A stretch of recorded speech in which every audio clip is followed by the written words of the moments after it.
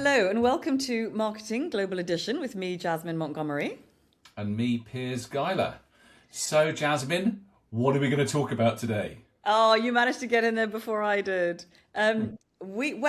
I thought what we would talk about is I was sent an article by Thomas Omamo, hey Thomas, who runs Seven's business in Africa, and he sent us a really interesting article that was in the Irish Times and said we should do a podcast on this. So I said absolutely, and the headline from this article is: should Diageo sell everything else and change its name to Guinness PLC?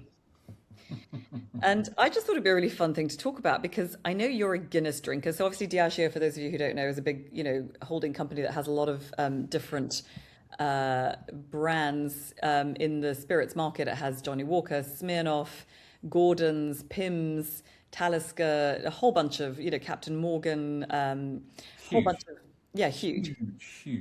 But Guinness has become the fastest growing beer brand in North America. And it's also the number one beer brand in the UK actually now, in terms of volume. It is big. Is that right? It's a phenomenally successful, great brand. But it's taken a long time to get here. Oh, so it's been a slow pour, has it? For Guinness. Like buying a Guinness, it takes a very long time. They've made a great virtue. There's lots of things to talk about here. But Guinness has been around an awfully long time, and it has always been popular, but it has become really, really successful. And it's personally, I think it's the result of many things. Okay, so why do you think happened? Right, so why do you think it is? I mean, can you break it down for us a little bit, as they say? Like, why is Guinness such a success? Well, I mean, it has been around an awfully long time. There are so many things. I think, one whole section is the marketing. The marketing has been consistent for so many years and so brilliant. The best ad, arguably, ever created is the Guinness horses ad. Okay? It has got some seriously good advertising, but, it's been going on for Guinness many years, many, many years. We're talking globally, but, What was the Guinness horses ad for anybody who wasn't around in, what was it, UK 80s? No, gosh. I think it was probably early 2000s, actually. Okay. I can't remember exactly when it was. They basically did not everything in black and white makes sense. With 𝐒𝐿𝐴, who looks like a pint of Guinness with his blonde hair back in the sort of 90s. And then you had things like fish riding bicycles and stuff like that. Yeah, right. I remember that. But they've been marketing like the toucan since the 1900s. Anyway, they've been going a long time. But the advertising itself has become epic cinematography. Culminating in the horses ad, which is widely recognised to be probably the best ad in the world. I think David Glazer was the director. No, I can't remember, but it's fantastic. So one is the advertising. Mm-hmm. Two is provenance. It is Irish. It right? really is Irish. It's really big. It's very important. Three, and for me, it's always overlooked, but distribution is king because it's been marketed for so long, people want to drink it. But distribution is king. So on trade, like in the pubs and bars around the world, they also have to stock lagers, IPAs, and they always stock a stout. Right? Every bar, every pub pretty much has a stout, right? Now there's 10, 20, there's 50 choices of lager. There's probably 20 or 30 choices of IPA. I'm making these numbers up. But when it comes to stout, there's like 2 or 3. Right. There's like Guinness, and then there's Murphy's, and I can't remember any others. There's a few more that come into the market now, but it's always had that distribution. So I think advertising, I think provenance, I think distribution, I think the fact that it has become a ritual. Mm-hmm. Whereas most you just get your drink. There's a ritual to Guinness, which is it's a pain. What's the ritual? For those of us who are not Guinness drinkers, describe the ritual. You alluded to it earlier, but what's the deal with this slow pour business? It has to be poured in a particular way, okay? And there's people get trained to pour in a particular. I've been trained to pour it in a particular way. You have not. And it takes So you do the third. You pour half of it quickly, and then it has to settle for at least 30 seconds. And then you have to wait. Overall, it takes a couple of minutes to get the drink, right? So it's annoying. Negative. That would put me off. They have made that a massive positive. They've swung it around. All the advertising, good things come to those who wait. Right.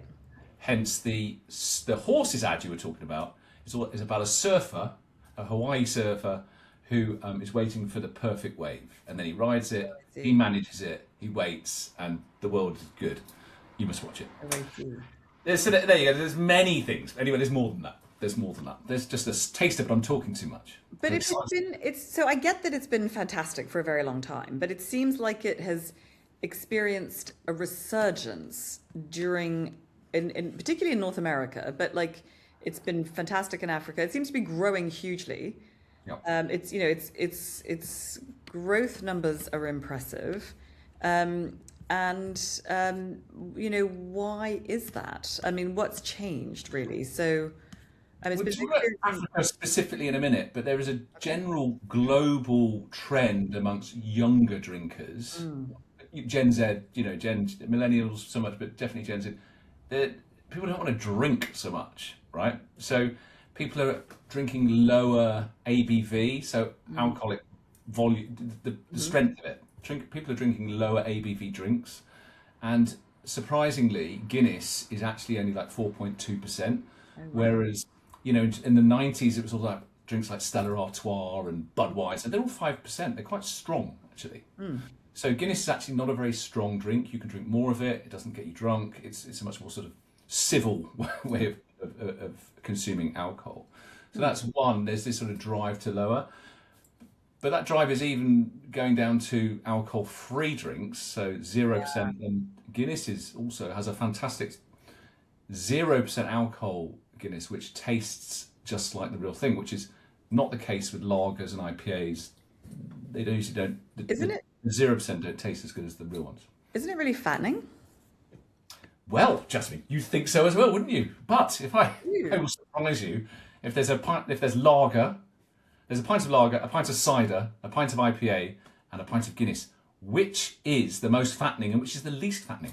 I would have said the Guinness was the most fattening and that lager was the least fattening.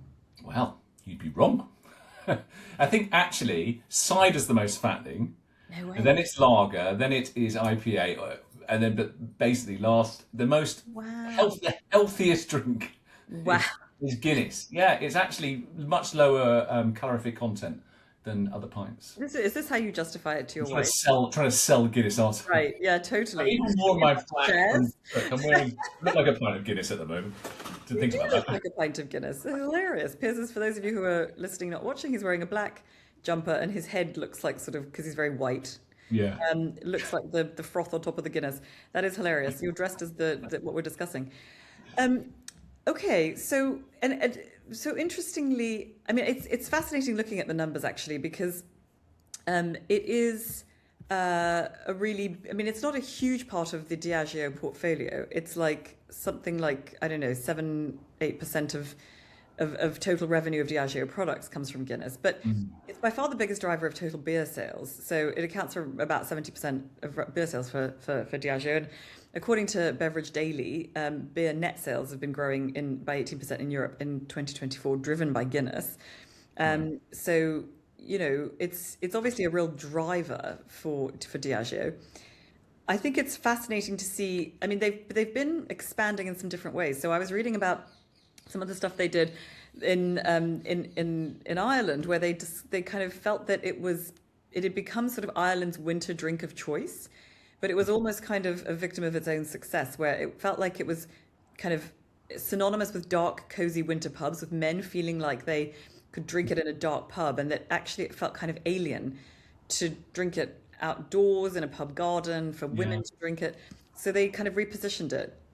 Are you aware of that? Yeah, I think. Well, you tell me more, but I do remember it did have that sort of association. It was for the winter, right? But, then they chilled it. So they did. They did a campaign called A Lovely Day. They've had an ongoing campaign called A Lovely Day, and there's just the most. Something I think is just such a completely wonderful ad. Is you have Aquaman star Jason Momoa. Oh, have you seen this ad? who's sitting in a sushi restaurant, most uncharacteristically. It's kind of, it's hilarious. And he gets a piece of news. He opens this letter, and he freaks out. He starts shouting at the top of his lungs, and he bursts his way through the sushi restaurant, and he runs across this town square, and he bursts into a bar, and you're thinking like, has somebody died? Is this terrible? Is this bad news? And I'm thinking, oh, please don't let it just be that his friend has said he's pouring him a pint of Guinness, because I will be so disappointed if that's the denouement of this ad. And actually, he bursts into an Irish bar and shouts, I think it's an Irish bar, it's full of Irish people, and shouts to his friend, I'm effing Irish. And the letter he's got in his hand is his DNA results. And he's done his DNA, his what is it called? DNA for me or whatever it is, test. Yeah. And he's got his DNA results. And it turns out he's 2% Irish, but he starts kissing all the Irish women in the bar. And it's just hilarious. It's so funny. Everyone likes the Irish. Incidentally, I did that, and I'm 2% Sicilian. There you go. So, Godfather. Did you run around kissing all the? No. It sort of anyway. But I love that ad. I love the fact that he wants to be Irish. It's interesting. Guinness also cleverly. I think it might have. I don't know if they had a drive in this, but famous people drink Guinness, right? So, Bond. David. What's his name? David Craig. No, Daniel Craig. Daniel Craig was Craig David. Hang on, it's getting confusing. Yeah, Daniel Craig famously worked out like anything for all of his Bond films, but always on a Sunday was a day off to drink Guinness, and it was a thing that was become anyway. And people like even Kim Kardashian drinks Guinness, things like that. And there's this. It went viral, but I don't think Guinness actually drove this. It's just something that happened. People on the pint glass is the word Guinness, and the G has the way it's written. There's a gap between the top of the G and the sort of crossbar of the G, if you like. And there's a game that people play where you from a fresh pint you drink and you keep drinking in one gulp or two gulps, and then you put it down, and if you manage to have the liquid go between that gap, the splitting the G, then you're brilliant, basically.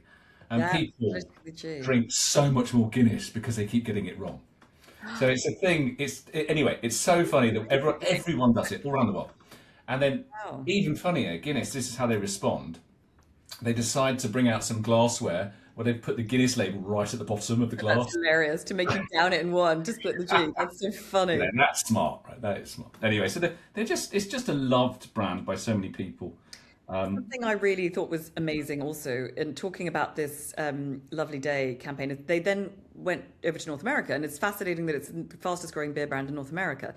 And they did what I think is just a really genius ad where they took their idea of a lovely day and they tapped into, I think, America's primary problem right now, which is the polarization and the fracturing of American society, where your MAGAs and your elite East Coast liberals think that the other side are the devil, right?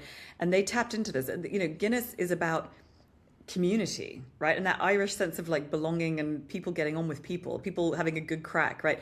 They took what makes their brand brilliant, and they applied it as an antidote to America's woes in the most genius ad. So they've got this beautifully shot film. I mean, it's just fantastic. They go across North America and they go to every single state, and they follow different communities. They basically look at communities, and they've got like a brass band in New Orleans, a Chicago Plumbers Union, a Newport Running Club. And the whole idea was to explore this idea of kind of capturing real people coming together over a Guinness.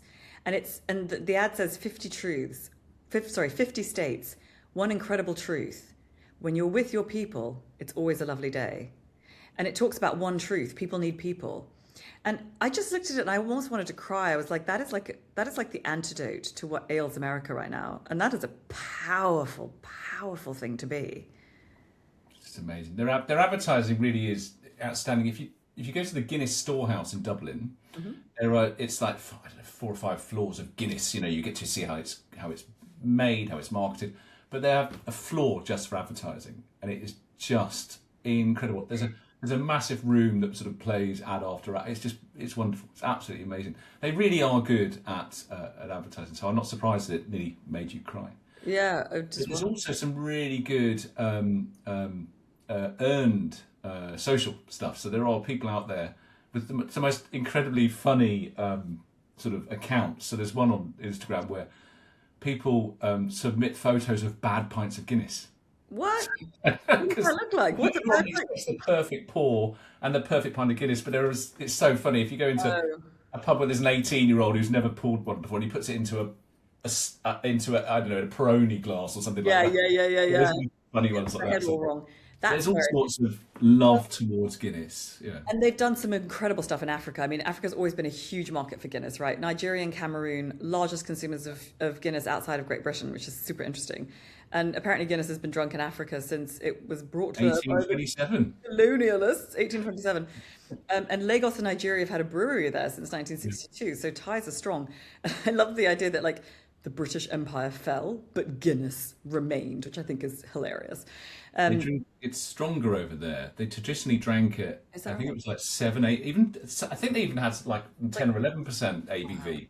Really went. It was strong. It was known when I worked at Jones Knowles Ritchie, JKR. Andy, the founder, told me a great story that actually it's called Baby in a Bottle. Ooh. Yeah, baby in a bottle over there in Nigeria, because the average working man, does a hard day, and he'd have his warm bottle of Guinness, and he'd have a drink a few of those, and then feel very amorous towards his partner when he got home. So it's sort of seen in Africa as kind of liquid Viagra, isn't it? Yeah.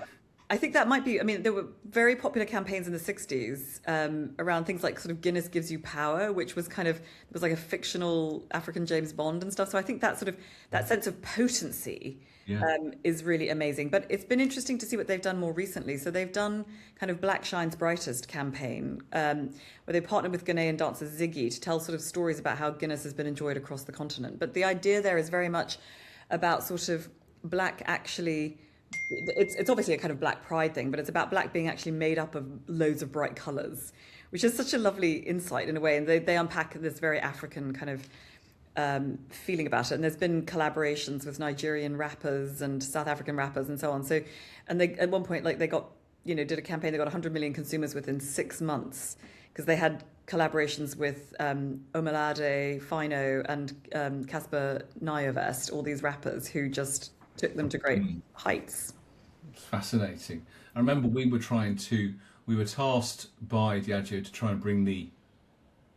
try and promote lower ABV Guinness in Nigeria. But the research basically, people, it's a masculine drink. People didn't want weaker Guinness. Right. It was really interesting. It was quite difficult. I seem to remember all that. It's a long time ago. Okay, so going back to our original question. So organic net sales across Diageo are down 2.8%, right? And the dividend is sort of seeing a new floor, and Diageo's been having challenges. They've got a new CEO, Dave Lewis. He's talking about kind of customer service and various things, but there's been a general kind of global slowdown in demand for spirits. There's been a decline in demand for spirits globally, higher cost of living, consumer changing habits that you talked about. People looking for cheaper forms of alcohol, lower ABV, more healthy, etc. So do you think that Diageo should rename itself Guinness Inc. and just focus on Guinness? I think in the very long term, they might actually go from Guinness Inc. to Guinness Zero Inc. Wow. That's I am slightly... I think it could be the end of alcohol. Oh, wow. I do think alcohol may sort of be running out. I mean, just as generations evolve, it's becoming less important, less part of life. And it's a bit like, aren't cigarettes going to go tobacco free by a certain big cigarette companies? What are they going to do? But that's such a huge challenge to somebody like Diageo. I mean, their whole portfolio is alcohol. And yet Guinness feels like the bright spark in that story. Because, I mean, if I look at, the stuff that they own, I mean, so much of it. I mean, Tusker Beer, Talisker, Lagavulin, yours are my favourite, I think.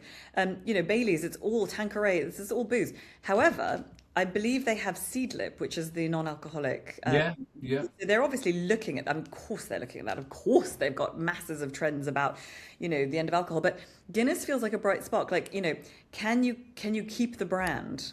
It's Even bigger. if alcohol I think goes it's away. bigger than alcohol. I think it's Guinness is bigger than alcohol. lifestyle brand.